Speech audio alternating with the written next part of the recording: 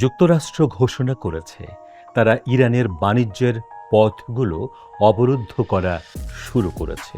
মার্কিন এই পদক্ষেপের বিষয়ে অনেক বিশ্লেষক গুরুত্বপূর্ণ প্রশ্ন উত্থাপন করেছেন, আর তা হলো কেন ওয়াশিংটন এই সিদ্ধান্তের বুমেরাং প্রভাবের বিষয়টি উপেক্ষা করছে।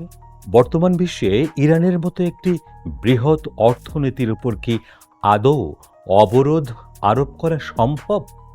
চাপ বাড়ালে ইরান দুর্বল হবে, এমন বয়ান ভূরাজনৈতিক বাস্তবতার সঙ্গে সামঞ্জস্যপূর্ণ নয়, বরং চাপ বৃদ্ধি পেলে তা ইরানকে আরও শক্তিশালী করতে পারে। যেমন আমরা হরমুজ প্রণালীর ক্ষেত্রে দেখেছি, প্রণালীটির ওপর ইরানের কর্তৃত্ব আরও বেড়েছে।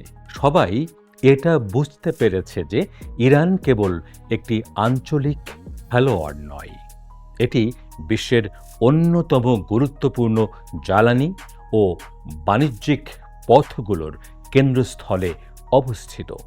পারস্য উপসাগর ও হরমুজ প্রণালী চীন, ভারত, পাকিস্তান, ইরাক, জাপান, দক্ষিণ কোরিয়া, অস্ট্রেলিয়া, এমনকি ইউরোপীয় ইউনিয়নভুক্ত বহু দেশের জন্যে জ্বালানি সরবরাহের প্রধান পথ।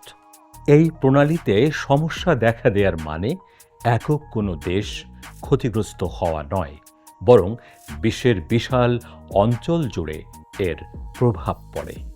এ কারণে ইরানের গুরুত্ব শুধু সামরিক বা রাজনৈতিক শক্তির মধ্যে সীমাবদ্ধ নয়, পূর্ব পশ্চিম ও উত্তর দক্ষিণ সংযোগের এক অত্যন্ত সংবেদনশীল ভৌগোলিক অবস্থানে থাকার কারণে এর ভূকৌশলগত অবস্থান বৈশ্বিক জ্বালানি নিরাপত্তা ও বাণিজ্যের ক্ষেত্রে নির্ধারক ভূমিকা রাখে।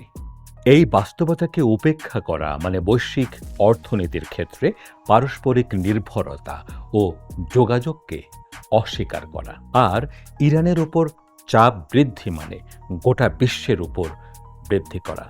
এর ফলাফল হলো তেল ও সার সরবরাহ হ্রাস, জ্বালানি ও পণ্যের মূল্য বৃদ্ধি এবং ইউরোপ থেকে আমেরিকা পর্যন্ত বৈশ্বিক ভোক্তাদের উপর সরাসরি চাপ বৃদ্ধি।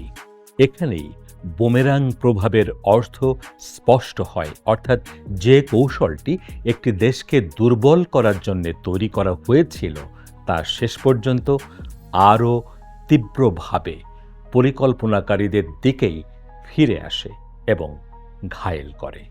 এর বাইরে আইনি দৃষ্টিকোণ থেকেও আন্তর্জাতিক পানিসীমায় অন্য দেশের জাহাজ আটক করার মতো পদক্ষেপ দ্রুত বহুপক্ষীয় উত্তেজনার রূপ নিতে পারে এবং আমেরিকার জন্য সংকট বাড়িয়ে তুলতে পারে।